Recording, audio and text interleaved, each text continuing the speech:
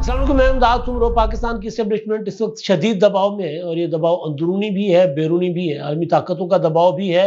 اور ملک کے اندر سیاسی قوتوں اور خاص طور پر مذہبی قوتوں کا دباؤ بھی ہے۔ معاملہ ہے افغان پناہ گزینوں کا، اور دوسرا عمران خان صاحب ان کی رہائی کے منتظر ہیں، ان کے سب سے بڑے سیاسی مخالف۔ اور کیوں، اس معاملے پر بات ہوگی، اور غزہ کی صورتحال انتہائی خراب ہو چکی ہوئی ہے۔ ان موضوعات پر بات کرنے سے پہلے گزارش اپنے دیکھنے والوں کو جنہوں نے ابھی تک میرا چینل سبسکرائب نہیں کیا، برائے مہربانی چینل سبسکرائب کریں، اور اگر ویڈیوز پسند آئیں، ویلاگز اور باتیں پسند آئیں تو لائک بھی کریں، شیئر بھی کریں اور کمنٹ بھی کریں۔ تو اقوام متحدہ، مولانا فضل الرحمان، سراج الحق، یہ سب اس وقت اسٹیبلشمنٹ اور جو موجودہ حکومت ظاہر ہے، موجودہ حکومت اسٹیبلشمنٹ کا حصہ سمجھی جا رہی ہے، ان کی لائی ہوئی حکومت سمجھی جا رہی ہے، اس کے اوپر دباؤ ڈال رہی ہے مسلسل۔ لیکن پہلے ایک موضوع جو میں نے، یا ایک خبر جو میں اپنے پچھلے ویلاگ میں ادھوری چھوڑ گیا تھا، وقت کافی گزر گیا ہو گیا تھا، ویڈیو لمبی ہو رہی تھی، وہ تھا کہ جج صاحب کی چٹھی پروٹوکول دینے کے لیے۔ پروٹوکول مطلب جج صاحب کو تو چلے سمجھ آتا ہے کہ جج صاحب اپنے لیے کہیں پروٹوکول مانگ رہے ہیں، سیکورٹی مانگ رہے ہیں، لیکن جج صاحب نے اپنے بیٹے کے لیے پروٹوکول مانگا۔ جج صاحب جو ہیں، ان کا نام ہے جسٹس علی باقر نجفی، لاہور ہائی کورٹ کے جج ہیں۔ انہوں نے خط لکھا وزارت خارجہ کو اور یہاں پر لوکل حکام کو بھی پاکستان میں، کہ ان کے صاحبزادے باہر جانا چاہ رہے ہیں۔ صاحبزادے کا نام بھی ہے، خبر ہے عمر چیمہ کی، دی نیوز اور جنگ کی خبر ہے کہ جو صاحبزادے جو ہے وہ باہر جانا چاہ رہے ہیں، لہذا ان کو پروٹوکول دیا جائے، اور جو ہوتی ہیں اپنا امیگریشن کے دوران ایشوز، اور پھر نہ صرف جاتے وقت نہ صرف ان کو یہاں سے ایئرپورٹ سے نکال کر اپنا بھیجا جائے باہر، بلکہ جب وہاں پہنچے تو وہاں ان کو ریسیو بھی کیا جائے شان و شوکت کے ساتھ، اور پھر جب وہ پاکستان واپس آئیں تو اسی طرح ان کو پروٹوکول دیا جائے۔ اب عموماً ہم نے سنا ضرور ہے کہ وی آئی پیز جو ہوتے ہیں، جج ہو گئے، جرنیل ہو گئے، سیاستدان ہو گئے، وہ پروٹوکول لگواتے ہیں، لیکن کبھی کسی نے اس طرح تحریری طور پر کبھی ڈیمانڈ نہیں کی۔ علی باقر نجفی صاحب نے راولپنڈی اپنا لاہور ہائی کورٹ کا جو راولپنڈی میں ایڈیشنل رجسٹرار ہیں، ان کے ذریعے انہوں نے یہ چٹھیاں لکھوائی ہیں اور کہا کہ پروٹوکول چاہیے میرے بیٹے کو، صاحبزادہ باہر جا رہا ہے۔ اب عموماً جیسے میں نے گزارش کی، میں مطلب مختلف اسپتالوں میں اگر جانا ہوتا ہے تو وہاں آپ کا کبھی بھی، تو وہاں آپ کو جو بڑے اسپتال ہیں، چاہے وہ پرائیویٹ ہوں چاہے سرکاری ہوں، وہاں پر الگ سے لوگ تعینات ہوتے ہیں جج صاحبان کی فیملی کے لیے، یعنی ہسپتال کی انتظامیہ چاہے پرائیویٹ ہو چاہے سرکاری، انہوں نے الگ سے لوگ رکھے ہوتے ہیں کہ جناب اگر کوئی جج صاحب کو کسی کو کوئی ایشو ہے تو ڈائریکٹ اس کو فون کرتے ہیں، پھر وہ ڈاکٹرز کا ارینج کرتے ہیں، پھر وہ فیملیز آتی ہیں اور آ کر اپنا چیک اپ وغیرہ کروا کے چلی جاتی ہیں۔ تو یہ جو پروٹوکول کا کلچر ہے، جنہوں نے یہ پروٹوکول کا کلچر ختم کروانا ہے، وہ اس کو پروان چڑھا رہے ہوتے ہیں۔ ثاقب نثار صاحب جب وہ چیف جسٹس تھے پاکستان کے، تو انہوں نے ہیلی کاپٹر مانگا تھا کہ جی میں نے ایک شادی میں جانا ہے، مجھے ہیلی کاپٹر دیا جائے، سرکار کا ہیلی کاپٹر۔ اسلام آباد سے وہ لاہور آتے تھے، مطلب جہاز لیتے تھے، جو مرضی دل کرتا تھا، اور ظاہر ہے ان کو مل جاتا تھا اس وقت۔ اور جب نواز شریف صاحب کی حکومت تھی تو اگر مگر چونکہ چنانچہ ہوتا تھا تو پھر بلا کے وزیروں کی بےزتی کیا کرتے تھے وہ۔ تو یہ صورتحال ہے ہماری، پھر ظاہر ہم ترقی نہیں کریں گے۔ اب ذرا براہ راست افغان پناہ گزینوں کا معاملہ، پھر غزہ پر بھی اینڈ پر بات کر لیں گے۔ جو صورتحال پیدا ہو رہی ہے، ظاہر کشیدگی بڑھے گی، اور اس پہ جو مسلم ممالک اسرائیل کو تسلیم کرنے کی طرف بڑھ رہے تھے، وہ معاملہ شاید رک جائے۔ تو بہرحال اب صورتحال یہ ہے کہ افغان پناہ گزینوں کے خلاف کارروائی شروع ہو گئی ہے، اور میڈیا رپورٹس کے مطابق کہ 54 افغان پناہ گزین جو خاندان ہیں پشاور سے، وہ واپس جا چکے ہوئے ہیں، اور یہ زیادہ تر یہاں پر دو طرح کے کام کرتے تھے، محنت مزدوری اور کاروبار۔ پھر کاروبار بہت بڑا، مطلب ہم لاہوری دوستوں سے پوچھتے ہیں تو وہ کہتے ہیں جناب لاہوری کی شاہ عالمی ہو، افغانی بزنس کر رہا ہے وہاں بیٹھا ہوا، یہ اوریگا سینٹر ہے، کپڑے کی مارکیٹ ہے، وہاں سارا پشتون افغان بیٹھا ہوا، یعنی پشتون لیکن افغان وہ بیٹھے ہوئے ہیں۔ کاروبار میں بھی وہ پیسہ بھی ان کے پاس بہت ہے۔ تو وہ لوگ، اب خبریں ہیں کہ جی وہ جیسے ہی کریک ڈاؤن کا اعلان ہوا تو انہوں نے کچھ ظاہر آہستہ آہستہ چھوڑ کر جانے کی تیاریاں کر رہے ہیں۔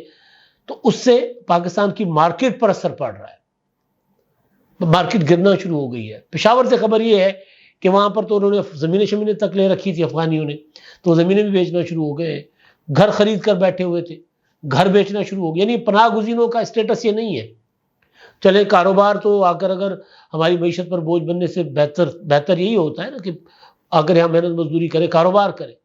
لیکن پراپرٹیز خریدنا وہ تک انہوں نے کر لیا ہوا تھا، پناہ گزین تھے، پراپرٹیز خرید لی، تو وہ بیچنا شروع ہو گئے کہ جی ہم اب جا رہے ہیں یہاں سے، تو ہمیں آپ کی حکومت نکال رہی ہے تو ہم اپنی پراپرٹیز بیچ دیں۔ تو پشاور سے خبر یہ ہے کہ جی ریٹ گر گئے۔ اچھا، زیادہ تر کاروبار الیکٹرانکس کا کرتے تھے، اور پٹھان یہ افغانی خاص طور پر قسطوں پہ، انسٹالمنٹس پر، بڑی بڑی چیزیں، مطلب فرض کر لو کہ 40,000 کی چیز ہے، 2 سال کی قسطوں پر 1 لاکھ میں بیچ دی، اور پھر ریکوری ان کو آتی ہے، وہ بھائی ڈنڈے سے کے زور پر ریکوری بھی کر لیتے ہوتے ہیں۔ تو وہ الیکٹرانکس کی چیزوں کی قیمتیں گر گئی ہیں۔ اب یہ تو پشاور کی خبریں، کراچی سے بھی اس طرح کی خبریں آنا شروع ہو جائیں گی، حیدرآباد سے آنا شروع ہو جائیں گی، لاہور سے آنا شروع ہو جائیں گی۔ تو یہ تو ایک آسپیکٹ ہے۔ دوسرا یہ ہے کہ حکومت، نگران حکومت اور اسٹیبلشمنٹ، ظاہر ہے یہ اسٹیبلشمنٹ کا فیصلہ ہے۔ افغان پالیسی ہماری جو بھی ہوتی ہے وہ پاکستان کی سیاسی قوتیں کم ان کی انپٹ ہوتی ہے، وہ بناتی بیسیکلی ہماری جو ہے وہ بناتی اسٹیبلشمنٹ ہے۔ تو اس کے اوپر دباؤ اب آنا شروع ہو گیا، اور دباؤ صرف پاکستان کے اندر سے نہیں ہے، پاکستان کے باہر سے بھی ہے۔ اگر اقوام متحدہ اپیل کرے تو اپیل پاکستان جیسے ملک کے لیے اپیل نہیں ہوتی، لیکن اس میں پھر اس اپیل میں ایک مقصد جو افغان پناہ گزینوں کو بھیجنے کے لیے ہوگا وہ بھی پھر اچیو ہوتا ہوا نظر آ رہا ہے۔ تو مولانا فضل الرحمان صاحب جو ہے انہوں نے کہا ہے کہ یہ حکومت ذرا سوچ سمجھ کر ان کو افغانیوں کو باہر نکالے، اس طرح نہ کرے۔ اور پھر انہوں نے یہ کہا کہ جی یہ ان کو جو گدھ ہیں، ہمارے جو سرکاری سسٹم ہے، سرکاری بیوروکریسی، افسر ہے، یہ گدھ ہے، ان کے سامنے پھینک دیا، وہ ان سے پیسے لیتے ہیں۔ بات ٹھیک ہے، یہ غلط بات نہیں ہے۔ افغانی جو ہے یہاں پر پناہ گزین جو غیر قانونی ہے، ظاہر ہے ان کا کوئی حساب کتاب، کوئی رجسٹریشن ہونی چاہیے، جو کرمنل ہیں ان کے خلاف کارروائیاں ہونی چاہیے، ان کو یا تو ڈیپورٹ کیا جائے یا ان کو یہاں سزا ہونی چاہیے، اس میں کوئی شک نہیں ہے۔ لیکن ظاہر افغانستان کا جو حشر ہے وہاں تو عورتوں کی زندگی، مطلب عورت انسانی نہیں سب تصور کی جاتی، وہاں پر عورتوں کے اسکول بند، نوکریوں پر پابندیاں، پتہ نہیں کیا کیا لگا ہوا ہے وہاں پہ۔ تو ظاہر ہے وہ تو اپنی زندگی بچا کر یہاں پہ آئے ہیں نا۔ تو ایک تو مولانا صاحب، سراج الحق صاحب کی سٹیٹمنٹ آئی ہے، وہ بھی کہہ رہے ہیں کہ حکومت ذرا جلد بازی سے کام نہ لے۔ حکومت نے ظاہر ہے بہت زیادہ وقت نہیں دیا، 31 اکتوبر تک کا وقت دیا ہے، لیکن دوسرا اقوام متحدہ کی جو پناہ گزینوں کے متعلق اقوام متحدہ کا شعبہ ہے انہوں نے، اور پھر اپنا اقوام متحدہ کا UNHCR وہ بھی سامنے آ گئے کھل کے، انہوں نے بھی کہا کہ جی اپیل کی ہے پاکستان کو، مشورہ دیا ہے کہ دیکھیں اس طرح نہ کریں، ان کی حفاظت کریں، یہ لوگ وہاں سے لٹے پھٹے آئے ہیں، افغانستان تباہ حال ہے، وہاں پر ان کے حقوق کا خیال نہیں رکھا جاتا، آپ ان کی حفاظت کریں، ان کی رجسٹریشن کا ایشو ہے ہم مدد کرتے ہیں، ان کے رہنے کا کوئی اور ایشو ہے تو ہم مدد کرتے ہیں، یعنی ہم ڈالر دینے کو تیار ہیں۔ تو ہو سکتا ہے کہ کسی نہ کہیں ایک چیز یہ بھی ہو کہ جی دنیا نے سارا بوجھ ہمارے اوپر ڈال دیا، لڑائیاں کریں خود آ کر نیٹو والے، اور دنیا جہان آ کر یہاں افغانستان کی اینٹ سے اینٹ بجا دے، توڑا بورا کر دے، اور خود ہر بار چلے جائے اور بوجھ اٹھائے پاکستان۔ اور پاکستان کو جو کسی وقت میں ڈالر ملے تھے، ان ڈالروں سے تو پھر باہر پراپرٹیز اور جزائر بن گئے نا، جو اس وقت کے حاکم تھے، ضیاء الحق کی بات کر رہا ہوں یا ان کے ساتھیوں کی بات کر رہا ہوں، ان کے بچوں کے، اولادوں کے، یا بہرحال تو وہ ڈالر تو کوئی اور کھا گیا، اور بھگت رہے ہیں پاکستان کے غریب عوام، روزگار پہلے نہیں ہے، تو ظاہر ہے اتنی اور پناہ گزینوں کا بوجھ معیشت کے اوپر۔ تو وہ ظاہر ہے ذہن میں یہ فیصلہ کرتے ہوئے پہلے یہ بھی ہوگا کہ یار دنیا نے تو ہمیں تنہا چھوڑ دیا ہے، ہم سیلاب میں ڈوب رہے ہیں، ڈوبے، ہم تباہ ہو گئے،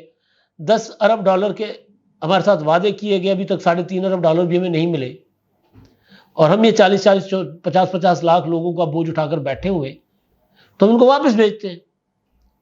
تو پھر یہ ظاہر ہے پالیسی بنانے والوں کے ذہن میں یہ چیز ہوگی کہ جب ہم یہ فیصلہ کریں گے تو پھر دنیا ہماری طرف رجوع کرے گی، کہے گی یہ بتاؤ کیا مسئلہ ہے آپ کو،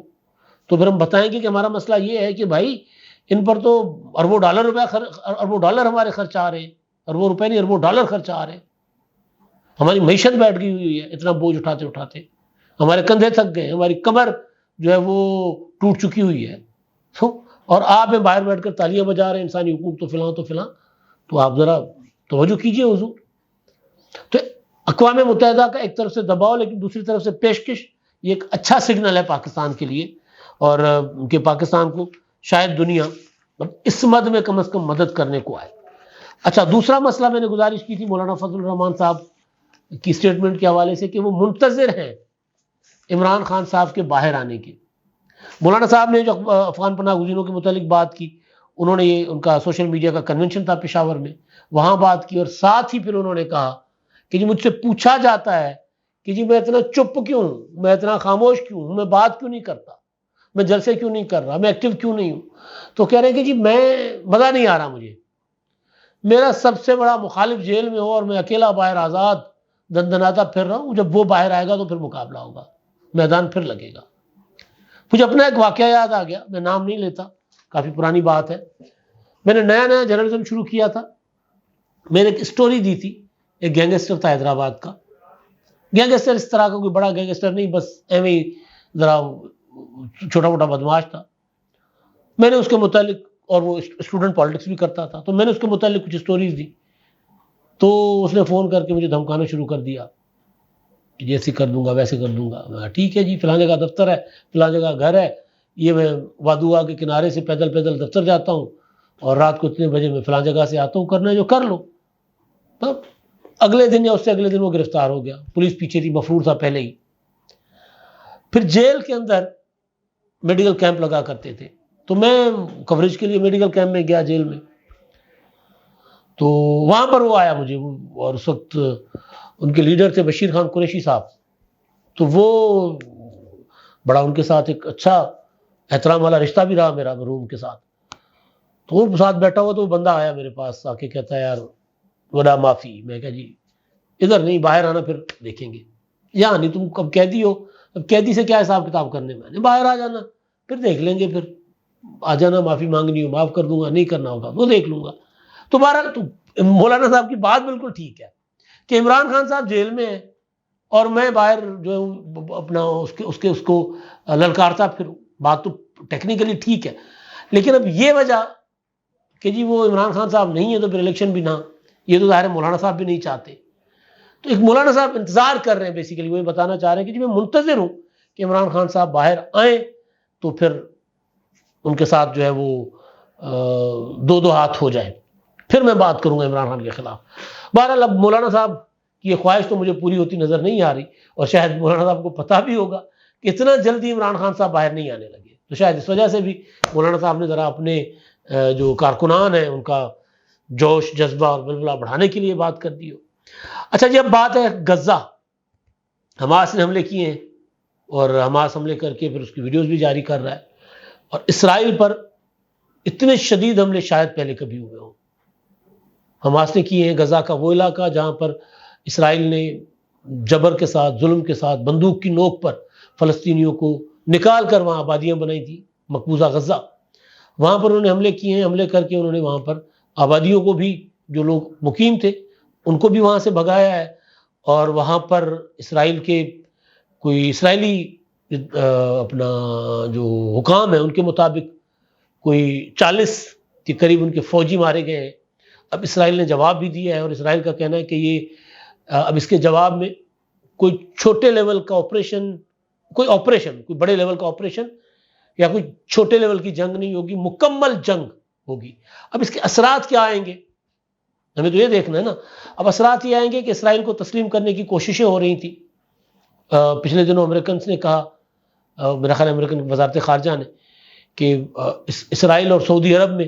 معاملات تقریباً طے ہیں اور جلد معاہدہ سامنے آ جائے گا. اس سے پہلے کچھ عرب ممالک جو ہیں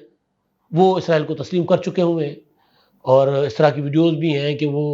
عرب ممالک کے جھنڈے اور اسرائیل کے جھنڈے لے کر لوگ ڈانس شانس بھی کر رہے ہیں. تو یہ جو پروسیس ہوا تھا اسرائیل کو تسلیم کرنے کا، وہ متاثر ہوگا. اب اسرائیل کے ری ایکشن پر ہے کہ اسرائیل کا ری ایکشن کتنا خطرناک